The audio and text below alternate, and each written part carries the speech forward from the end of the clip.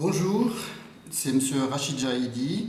Je vais vous parler aujourd'hui des techniques quantitatives. Et donc là, on va prendre dans un premier temps un petit exemple pour un peu présenter la démarche statistique. On a par exemple le montant des achats des clients d'une grande surface.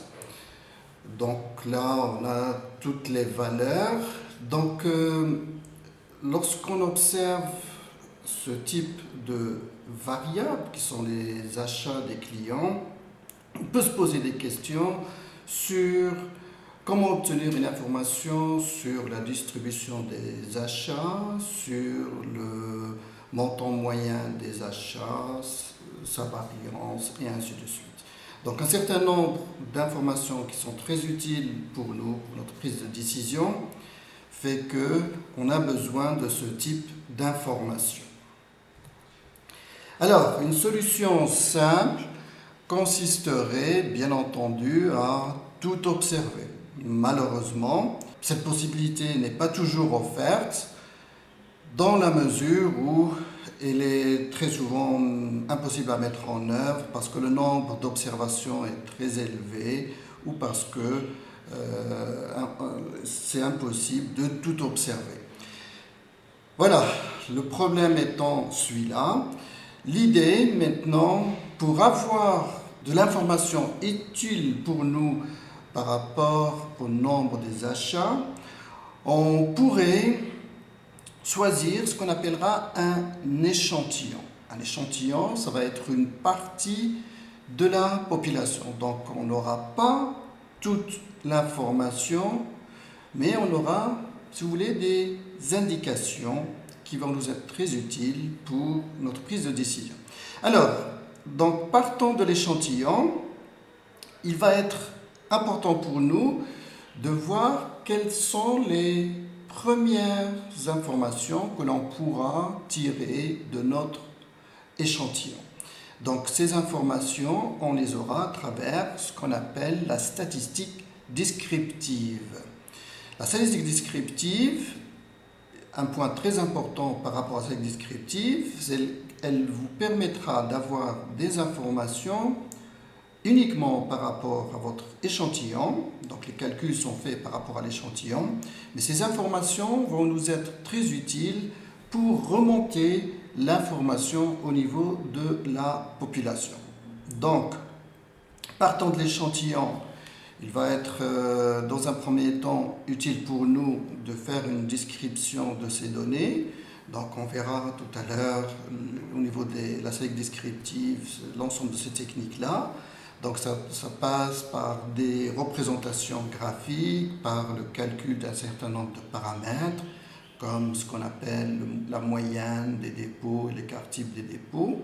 Et puis ces informations-là, on va les utiliser pour construire un modèle théorique donc, qui va nous permettre de remonter, de généraliser plutôt l'information au niveau de la population. Donc voilà, on a une variable au niveau d'une population, on cherche une information précise. Quand on est dans l'impossibilité de tout observer, on prend un échantillon.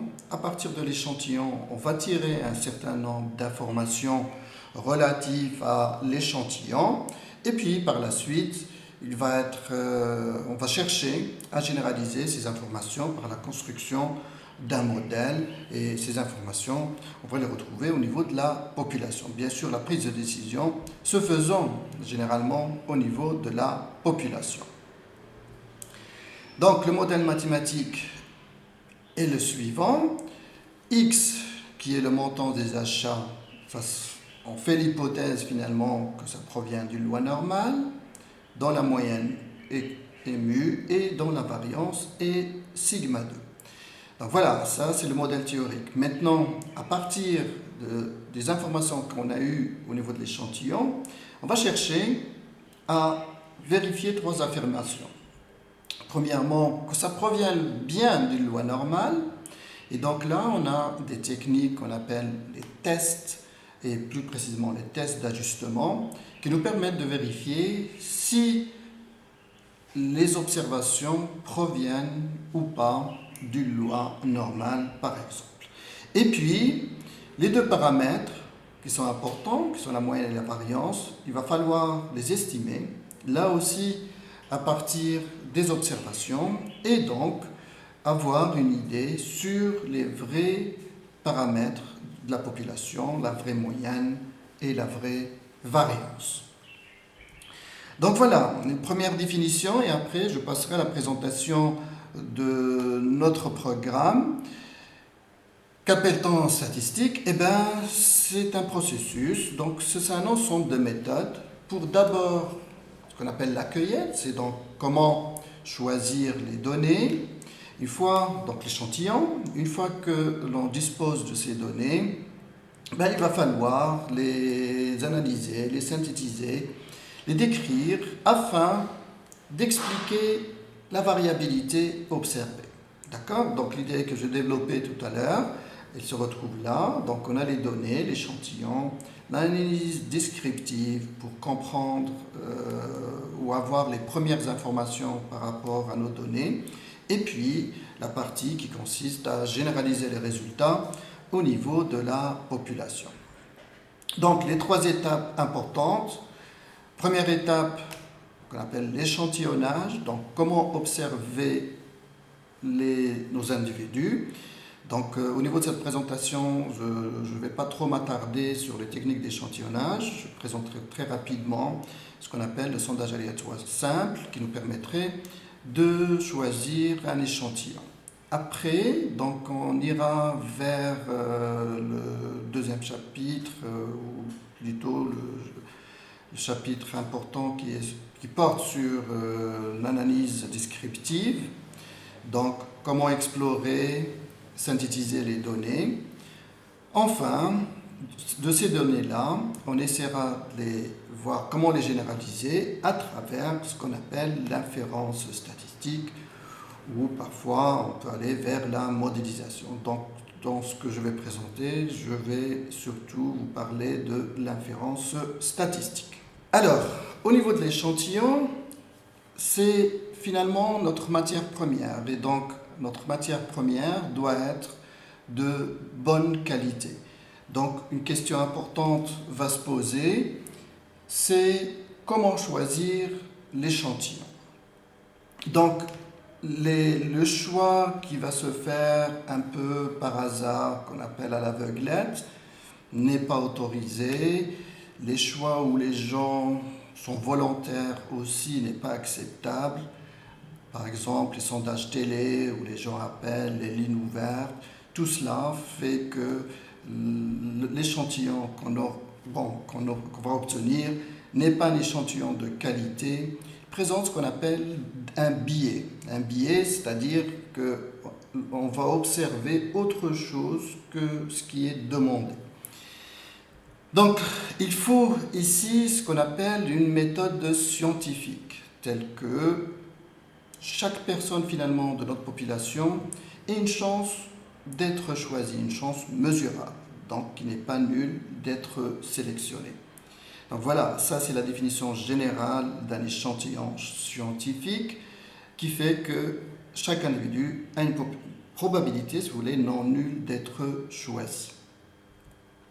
Alors, quel est l'avantage de cette méthode scientifique? C'est ça qui nous intéresse, nous, plus particulièrement ici.